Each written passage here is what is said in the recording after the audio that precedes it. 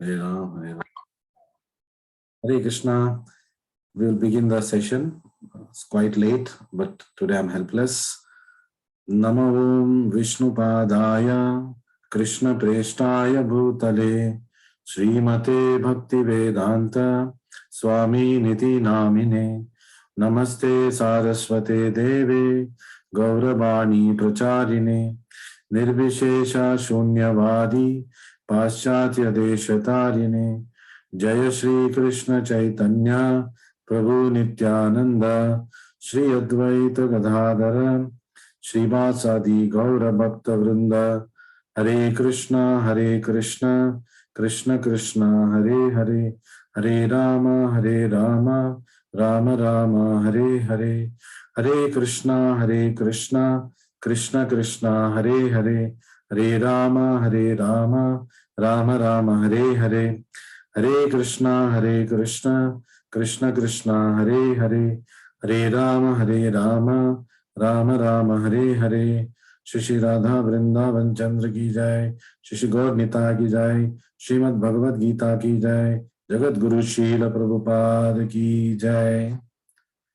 So for a late night session, got 25% attendance, but no problem, we will go ahead with the discussion. We had stopped at chapter 3, text number 16. We are now entering the next section of this chapter, which is called Nishkama Karma, or setting the right example by our endeavors. तो इस भाग का नाम है shloka number 17 to 35. इसका नाम है निष्काम कर्म योग, निष्काम कर्म.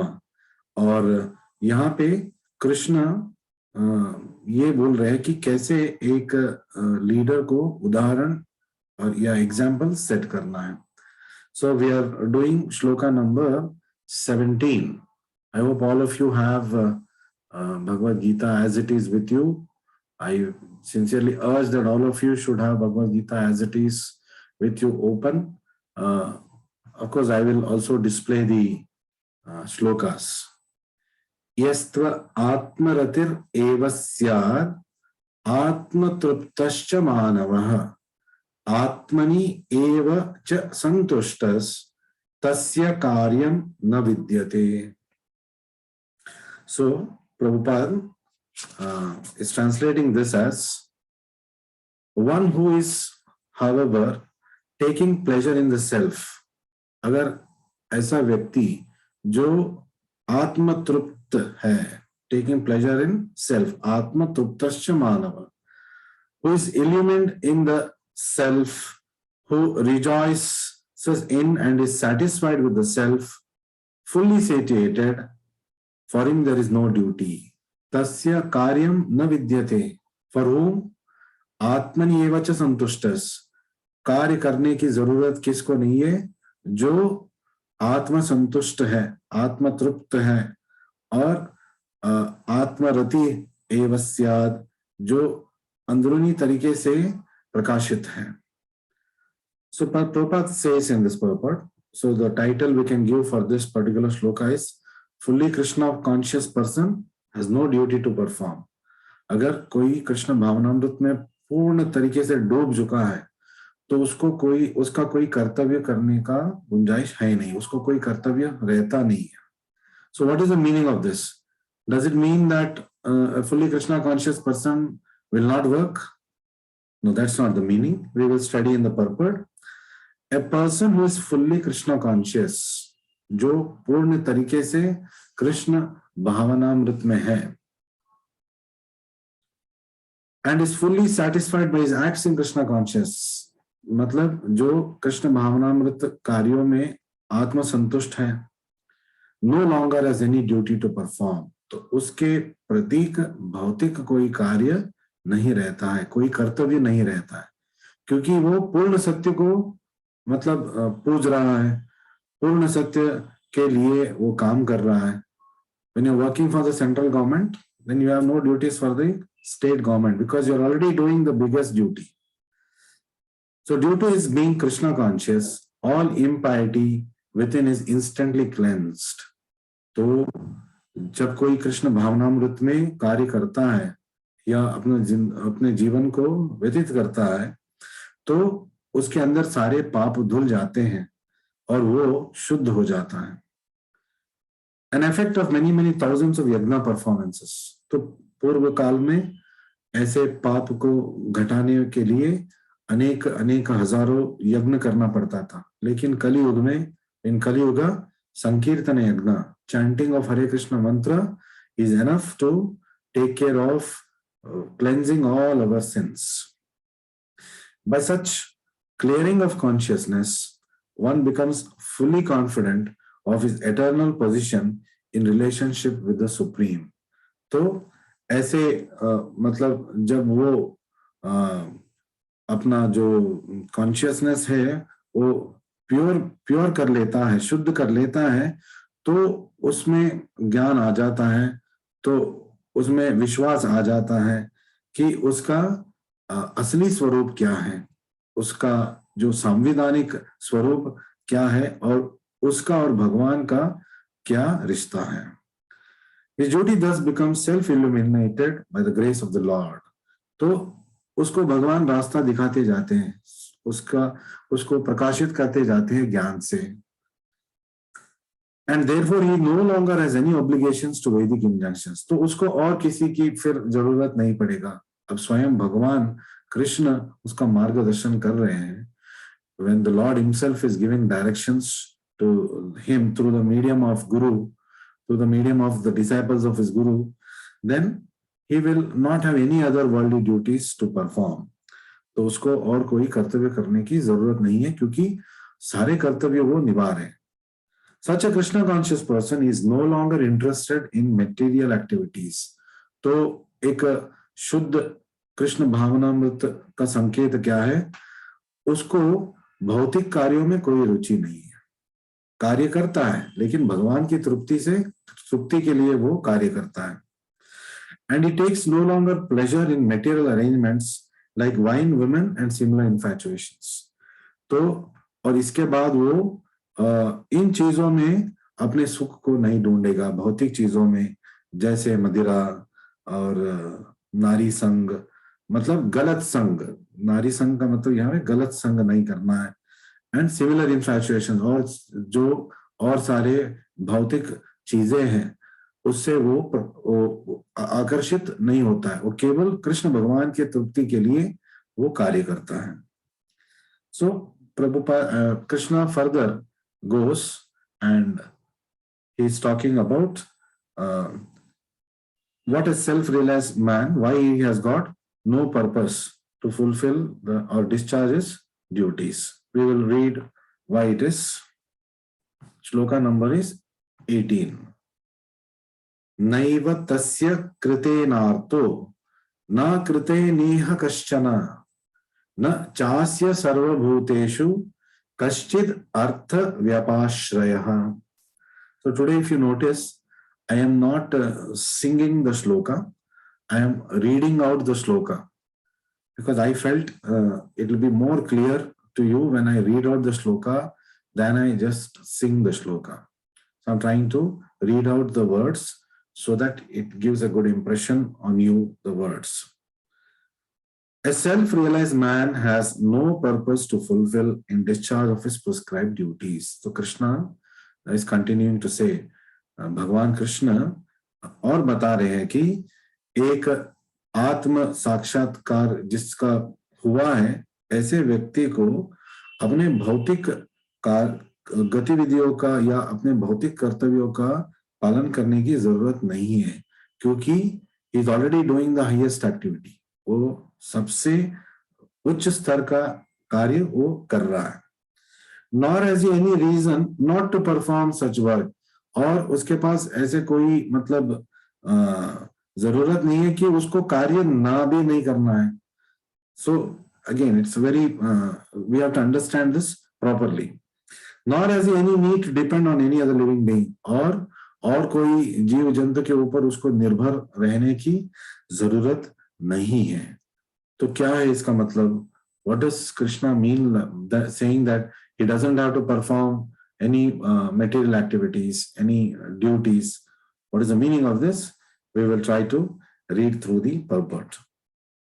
A self-realized man is no longer obliged to perform any prescribed duty. जो वैदिक ग्रंथों में कर्म कांड में जो दिया गया है कर्तव्यों के लिस्ट, उसको परिपालन करने की जरूरत नहीं है. Save and accept activities in Krishna consciousness. उसको केवल कृष्ण भावनामृत कार्यों में उसको लगना है. Krishna consciousness is not inactivity either. तो कृष्ण भावनामृत का मतलब ये नहीं कि हम कोई भी काम नहीं करेंगे और हम शांति से कहीं बैठ जाएंगे. As will be explained in the following verses. तो आगे हम देखेंगे कृष्ण इसको विस्तार से बताते जाते हैं. A Krishna conscious man does not take shelter of any person, man or demigod. तो जो कृष्ण भावनामृत में है वो किसी और के ऊपर निर्भर नहीं होता है, केवल कृष्ण भगवान के ऊपर वो निर्भर होता है. हम चाहे ना चाहे, whether we want or not, all of us are actually dependent on Krishna. To breathe, to eat, to swallow, to digest, to evacuate, any work that I am doing, कोई भी कार्य हम कर रहे हैं, भगवान की आशीर्वाद के बिना कोई भी कार्य नहीं होता है. जो हमारे दिन नित्य कार्य हैं वो भी नहीं होगा. We have seen many people who are sick, who cannot swallow, who cannot digest. We have to be thankful that all this is not happening in us. Anything that is right in our body is a blessing of the Lord. जो भी हमारे अंदर ठीक ठाक है वो भगवान के आशीर्वाद से ही है. So whatever he does in Krishna consciousness is sufficient in the discharge of his obligation. और जो भी वो कृष्ण भावनामृत में कार्य करता है मार्गदर्शन से, गुरु के मार्गदर्शन से, चाहे वो शिक्षा गुरु हो, दीक्षा गुरु हो, उसके मार्गदर्शन से, भगवत गीता के उपयोग से, मतलब जो भी गुरु भगवत गीता यथारूप सिखा रहे हैं उनके मार्गदर्शन से जब वो कार्य करता है तो वो काफी है अपने कर्तव्य का परिपालन के लिए. So now further Krishna goes on speaking about further on this. We will study this in the next shloka. Tasmad asakta satatam karyam karma samachara asakto hi acharan karma param apnoti purushaha. Param apnoti asakta satatam karyam karma samachara. These are the key things we are reading here. Therefore, इसलिए, tasmad, without being attached to the fruits of activities, बिना फल की अपेक्षा से, asakta satatam karyam karma samachara. One should act as a matter of duty. karyam karma samachara. तो कर्तव्य परिपालन के हेतु कार्य करना चाहिए. For by working without attachment, असक्तो ही आचरण कर्मा. अगर हम हमारे कार्य केवल कर्तव्य परिपालन करने के हेतु हम करेंगे, one attains the supreme. परम आपनोति पुरुषः.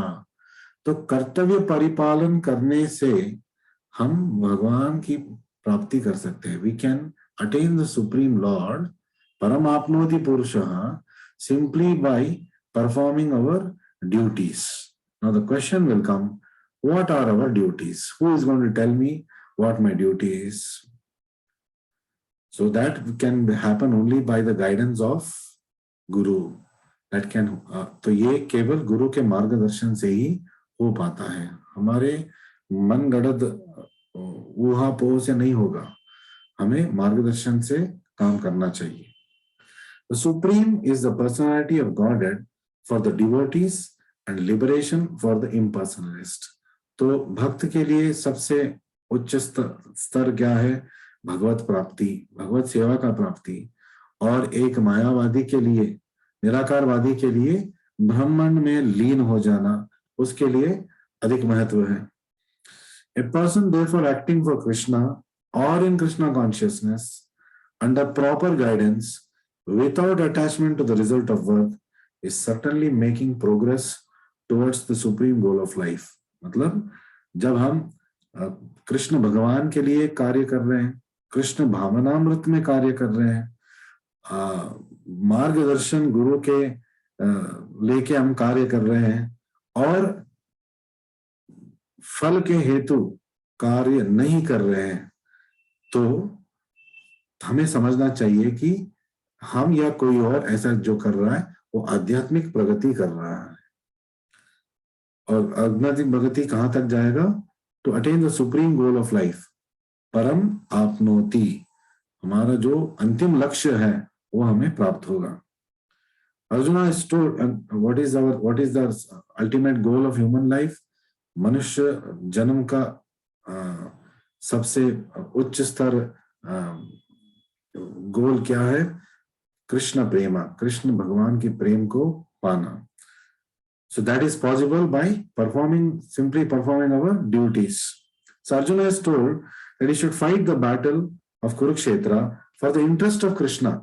तो अर्जुन सोच रहा है मुझे ये युद्ध नहीं लड़ना है क्योंकि मुझे ये सब नहीं चाहिए।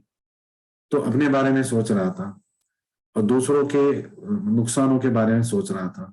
लेकिन कृष्ण यहाँ बोल रहा है तुम अपने लिए काम मत करो, तुम इसीलिए करो, इस युद्ध को इसीलिए लड़ो क्योंकि मैं तुम्हें बता रहा हूं ये धर्म युद्ध है, मैंने नियोजन किया है, तुम निमित्त मात्र बनो और मेरे लिए तुम इस युद्ध को लड़ो। But act on behalf of the Supreme is to act without attachment for result. To be a good man or a non-violent man is a personal attachment.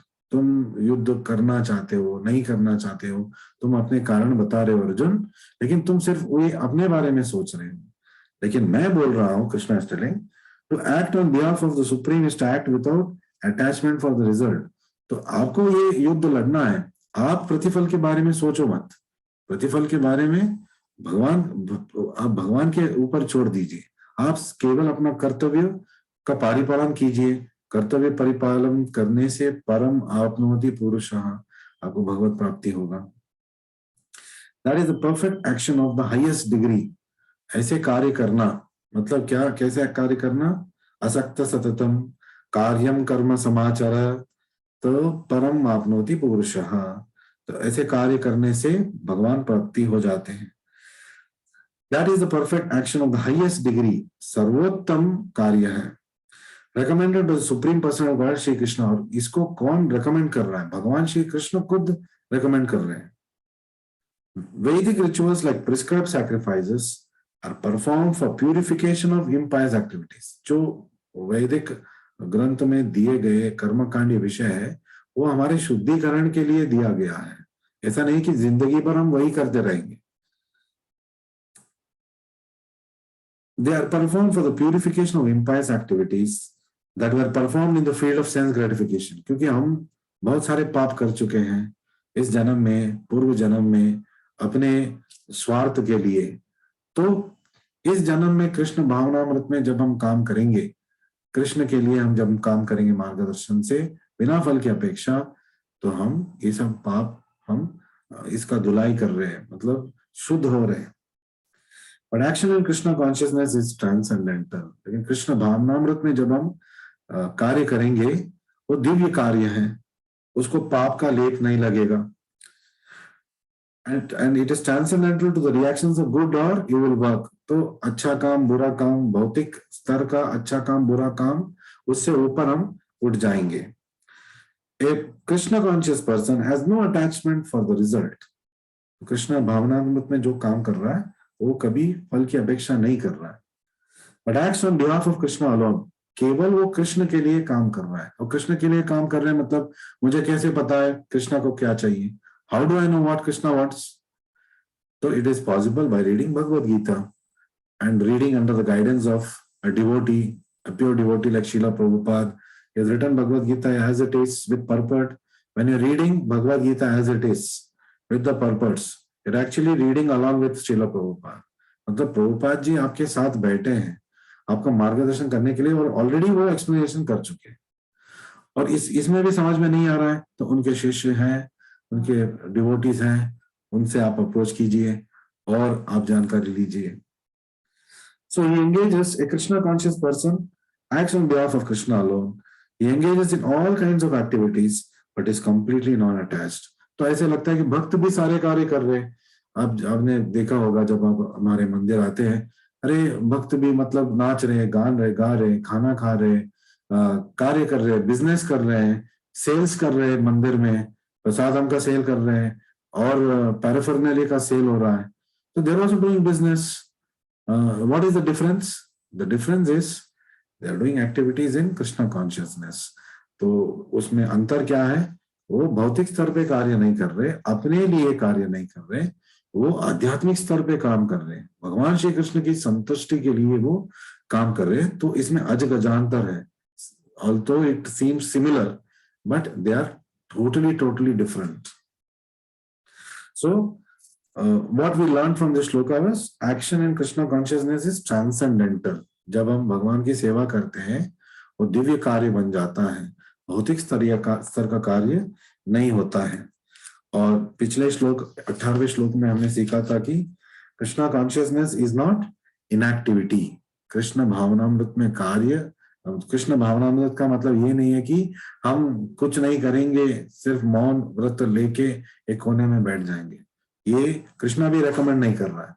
Is not even being recommended by Krishna. Krishna is telling Arjuna, you are a Kshatriya, you should fight, no question of sitting quiet. तो अर्जुन को बता रहे तुम तो क्षत्रिय हो, तुम्हें तो युद्ध लड़ना है, धर्म युद्ध तो तुम्हें लड़ना ही है. चुपचाप बैठना, वन में संन्यास लेके जाना, ये तुम्हारे लिए शोभा नहीं देता है और तुम्हें ये करना भी नहीं है. ऐसे कृष्ण भगवान अर्जुन को बोधन कर रहे हैं. That means he is also giving instructions to all of us. These instructions are not meant only for Arjuna. ये केवल अर्जुन के लिए इंस्ट्रक्शंस नहीं है, ये हम सब के लिए इंस्ट्रक्शंस है. डॉक्टर हो, जाइए आप अपना काम कीजिए. इंजीनियर हो, अपना काम कीजिए और काम करते रहिए. और जब भगवान आपसे प्रसन्न होंगे और आपको मतलब और गहरा सेवा में आपको लगाएंगे, भगवान कृष्ण डिवोटीज के संगत में आप जब रहेंगे, when you are in the association of devotees, they will guide you how slowly you can convert your material activities into 100% Krishna conscious activities, and maybe you will come to stage of working only for Krishna at some time in your life. That is going to happen. So we are going now to a very important shloka, a theme of today. Leaders must act. Why should leaders act? That was the heading. Leaders must act too. For what reason? अभी हम इस श्लोका में कृष्ण हमें सिखा रहे हैं. कर्मणैव हि संसिद्धिम् आस्तीत जनकादयः लोकसंग्रहम् एवापि संपश्यन् कर्तुम् अर्हसि. लोकसंग्रहम् एवापि kartum arhasi. So keywords are this. What does it mean? Even kings like Janaka, Astita, Janaka Adaya, Janak Maharaj ki tarah Raja Maharaj bhi, and others attain the perfectional stage by performance of prescribed duties. उन्होंने भी सिद्धि प्राप्त किया. संसिद्धिम कैसे? Performance of prescribed duties. कर्मणैव, तो अपने कर्तव्य करने से वो सिद्धि प्राप्त कर चुके हैं. कौन? जनक महाराज और उनके जैसे अनेक भक्त जो राज थे और कोई भक्त थे भक्ति के स्तर पे, उन्होंने भी कार्य किया और सिद्धि पाया. Therefore, just for the sake of educating the people in general, लोक संग्रह में वापी, तो जनक महाराज को काम करने की क्या जरूरत है? वो तो राजा है, वो तो ऐश कर सकता था, लेकिन उसने भी सारे गतिविधियां कार्य उन्होंने किया जो एक बाप को करना चाहिए, एक राजा को करना चाहिए, एक पति को करना चाहिए, एक अच्छे इंसान को करना चाहिए, उन्होंने किया. जैसे कृष्ण भगवान भी द्वारका में, even Krishna in Dwarka, he would perform all the duties that a householder would perform normally. He would get up early in the morning in Brahma Muhurta, he would take his bath, he would do his japa, he would do his meditation, he would do his Gayatri, then he would give charity to Brahmanas. So like an ideal Grihastha, he lived. Why he lived like an ideal Grihastha, he will explain further. But here he's first starting with the example of Janaka and others. Even great kings like Janak Maharaj are performing duties, although they don't have to. Why? Because they have to set a right example. क्योंकि उनको देख के लोग सीखेंगे. वो ऐसे बैठ जाएगा आलसी की तरह, लोग यही बोलेंगे ना, जनक महाराज तो कुछ नहीं किया, तो हम भी कुछ नहीं करेंगे. So लोक संग्राम एवापि संपश्यन कर्तुम अर्हसि. इसका मतलब है you should perform your work just for the sake of educating the people in general. तो सामान्य जनता को आप एक मार्गदर्शन देने के लिए तो बोलने से नहीं, आप करके दिखाइए, आप अपने एग्जाम्पल सेट कीजिए. Is what Krishna is telling. So kings like Janaka and others, they're all self-realized soul. तो जनक महाराज 12 महाजनों में एक है, तो वो भी कार्य कर रहे हैं. तो consequently they have no obligation to perform prescribed duties in the Vedas. तो वेद के अनुसार उनको कर्मकांडीय कोई काम करने की जरूरत नहीं था, फिर भी उन्होंने किया. क्यों किया? क्योंकि वो एक उदाहरण या एग्जाम्पल सेट करना चाहते थे. Nonetheless, they performed all prescribed activities just to set examples for the people in general. Loka Sangraham Evapi. So Janaka was the father of Sita. Sita Mata का पिता है जनक महाराज. Father-in-law of Lord Shri Rama. Ramchandra के ससुर है वो. So being a great devotee of the Lord, he was transcendently situated. और भक्त होने के नाते वो तो मतलब उत्तम स्थिति में थे. But because he was the king of Mithila, क्योंकि वो मिथिला के राजा थे, मिथिलेश थे, मिथिला नरेश थे, जो आजकल के बिहार प्रोविंस में है, he had to teach his subjects how to fight righteously in battle. क्योंकि वो उन्होंने भी संग्राम किया था, उन्होंने भी युद्ध किया था. क्यों किया था? धर्म के पक्ष में उन्होंने युद्ध किया था. क्यों? वो दिखाना चाहते थे कि राजा का मतलब वो धर्म पक्ष में रह के अपना कार्य निभाता है, युद्ध भी करता है. So he and his subjects fought to teach people in general that violence is also necessary in a situation where good arguments fail. तो साम दाम दंड वेद, ये तो वैदिक एक एफोरिज्म है. साम पहले मतलब आप बातचीत से करेंगे, दाम कुछ दे के छुटकारा पाएंगे, उससे भी वो नहीं मान रहा है, दंड देना जरूरी है, और उससे वो नहीं मान रहा, वेद उसको आप अलग कर दो, उससे आप अलग हो जाओ. तो साम दाम दंड वेद का प्रयोग, तो राजा के पास तो राजदंड होता है, न्याय मूर्ति है वो, उसको मतलब न्याय के पक्ष में, धर्म के पक्ष में कार्य करना है. अगर वो ऐसा नहीं करता, वो महापाप है, उसको नरक भोगना पड़ेगा. जब कोई अपना कर्तव्य परिपालन नहीं करता है, उसको जरूर नरक मिलता है. So even violence is also necessary. Please understand this. युद्ध भी कभी कभी शांति के लिए जरूरी है, क्योंकि बातचीत से कोई नहीं मान रहा है, लेन देन से कोई नहीं मान रहा है. 5 गांव मांग रहे थे पांडव, उससे नहीं माने, तो दंड के बात आ गया, अभी युद्ध की बात आ गया. So before the battle of Kurukshetra, every effort was made to avoid the war. तो कुरुक्षेत्र युद्ध से पहले हर तरह का कोशिश किया गया पांडवों से कि युद्ध ना हो, लेकिन दुर्योधन ने थोड़ा सा भी मौका नहीं दिया. Little bit also he did not consider the peace proposal. So even by the supreme personality of Godhead, भगवान कृष्ण खुद जाके संधि का कार्य कर रहे हैं, लेकिन दुर्योधन नहीं मान रहा है, और धृतराष्ट्र हाथ ऊपर करके बैठे हैं, मैं आई एम हेल्पलेस, मैं कुछ नहीं कर सकता.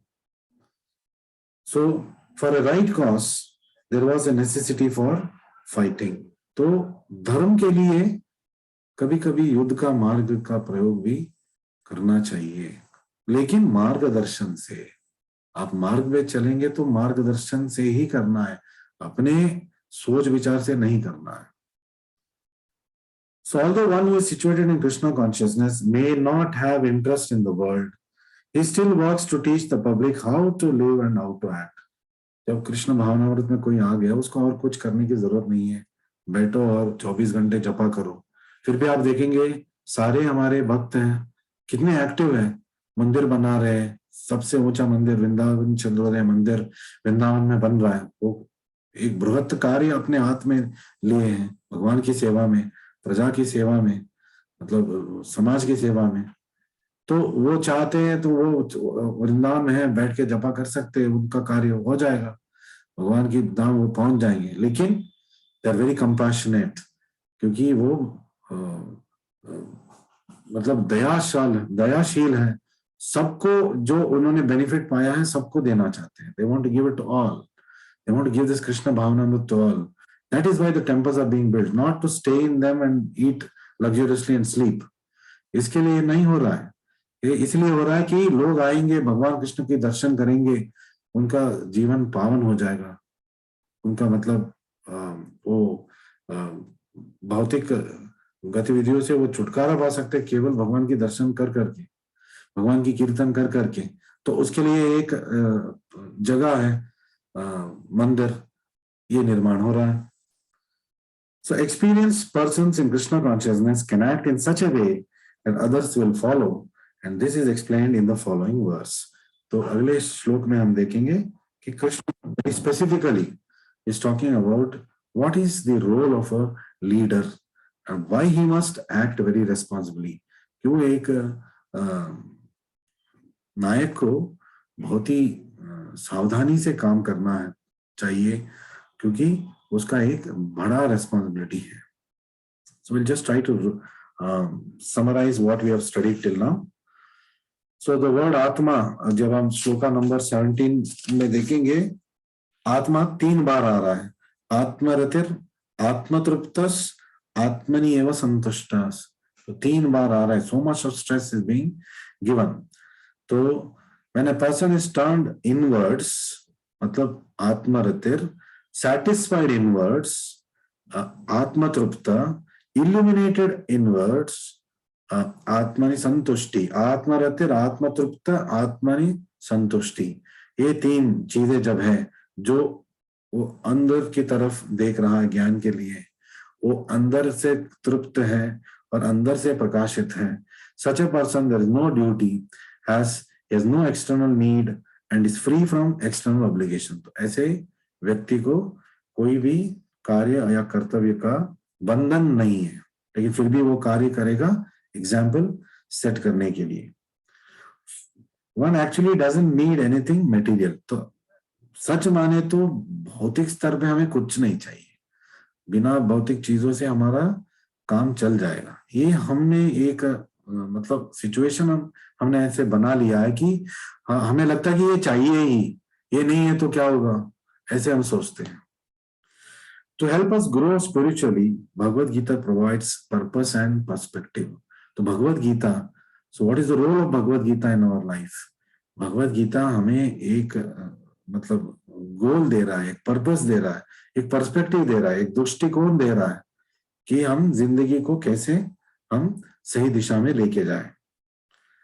Then in sloka number 19 we saw frustration in material life is not sufficient for spiritual life. केवल भौतिक जगत से मतलब उफसा हो जाना, केवल इससे हम आध्यात्मिक जिंदगी हमारा प्रारंभ नहीं होता।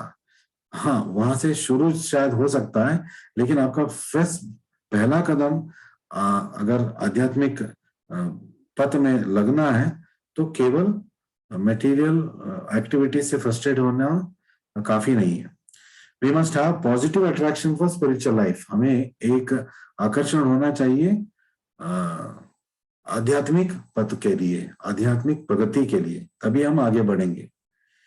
The test is if you have sustained commitment. तो हम कैसे जाने कि हमारे अंदर दृढ़ता है, निश्चय है कि हम आध्यात्मिक प्रगति करना चाहते हैं। आप वो सारे कार्य करेंगे कंसिस्टेंटली जिससे आपको पता है कि आपका आध्यात्मिक प्रगति होगा। जैसे सुबह जल्दी उठना मंगल आरती के लिए, नहाना, मंगल आरती अटेंड करना, या तो मंदिर जाके, पास का हरे कृष्ण मंदिर जाके, या अपने घर में करके, या ऑनलाइन कोई हरे कृष्णा मंदिर का आप मंगल आरती देख के। मंगल आरती attending even online is also attending मंगल आरती, लेकिन आपको ब्रह्म मुहूर्त के सही टाइम में आपको अटेंड करना है। देन चैंटिंग 16 राउंड्स, तो उसके बाद अगले 2 घंटे, मंगल आरती के बाद 2 घंटे आपको इन्वेस्ट करना है 16 माला जपा करने के लिए। प्रभुपाद जी बोलते हैं, Prabhupada said, if a man or woman does not chant 16 rounds, he is not even a human being. अगर कोई 16 माला जपा नहीं कर रहा है, वो मनुष्य है ही नहीं, वो तो उसमें और जानवर में कोई अंतर नहीं है। So we might feel, oh this is very heavy statement, बहुत भारी स्टेटमेंट हो गया है, लेकिन ये बहुत भारी सच है। This is a very heavy truth. If we can't give 2 hours to the Lord, who is going to give us everything in our life, then what is our commitment to ourselves or to the person who is providing to us so many things? And then we learned that we must do our work but be detached. कार्य करना चाहिए लेकिन फल की अपेक्षा के बिना। that कार्यम कर्म समाचार. So now some people may ask, अगर मैं फल की अपेक्षा नहीं करूंगा तो मेरे लिए मोटिवेशन क्या है? तो फल की अपेक्षा ना करना का मतलब है, it doesn't mean that you should not have goals, you should not have a purpose, you should not have targets. ये ऐसी बात नहीं बोल रहे. These targets should be for the benefit of the humanity in general. It must be not only for us, not only just to keep us materially comfortable, it also should enable us to grow spiritually. तो हमें आध्यात्मिक प्रगति की ओर भी, इस मानव समाज कल्याण के लिए भी, सारे जीव जंतु के कल्याण के लिए भी हमें कार्य करना है। और वो क्या कार्य है? कृष्ण भावनामृत में काम करना। That is the best service you can do for all living entities, to be Krishna conscious and to try to make others Krishna conscious. This is the best service you can do to humanity or even to living entities. Bhakti Siddhanta Saraswati Thakur used to say, if there is no one around, it's okay, you can chant, you can even talk, you can read Bhagavad Gita loudly. चीटी मकोड़े जो होते हैं वो भी सुन लेते हैं, उनको समझ में नहीं आ रहा है, लेकिन भगवद गीता ऐसा ज्ञान है, इट इज ट्रांसेंडेंटल, उसको वो किसी के कान में पहुंच गए, उसका उद्धार हो जाता है। So and shloka number 20 we saw that it's an extension of shloka number 19। Shloka number 19 20 एक ही तरीके के श्लोका है और example of Janak Maharaj was given. So in the next session we will read about what is the role of a leader, why he must act responsibly. Thank you very much for attending this session. And one announcement, this Sunday we are having a test for different levels of Prabhupada Ashraya. So if you are joining new with us, you have not taken any levels, you must start with the entry level Prabhupada Ashraya, जिसमें आपको oath लेना है कि आप एक माला करेंगे। एक माला तो हम तो कर ही सकते हैं, कर ही रहे, तो ये ओथ हमें लेना है। So this Sunday you can either be physically present in Chandrodaya Mandir, lecture all 10:30, or you can join us online. For new people, we'll be sending you a separate form. It's taking some time, but we will send you. All others, they have got their forms in their respective WhatsApp groups, which they used to attend their classes for their levels. Please fill the form. Be ready for the exam. Thank you very much. Hare Krishna, Krishna Krishna, Hare Hare, Hare Ram, Ram Ram, Hare Hare. Thank you, Ajay Kumar ji, Himani Goyal ji, Krishna Sharma का, colonel Ajay ji, Luv Singh, Neha, Nimesh Tripathi, Reena Vashishtha ji, Ramesh ji, doctor Satish Chandra ji, Shalini ji, Sudha, Supti Mitra, Tarulika, Uday, Sudha is Dr. Sudha. Thank you very much. We have people from different parts of the country who have joined us today. Hari Bol. Hare Krishna, Krishna Krishna, Hare Hare,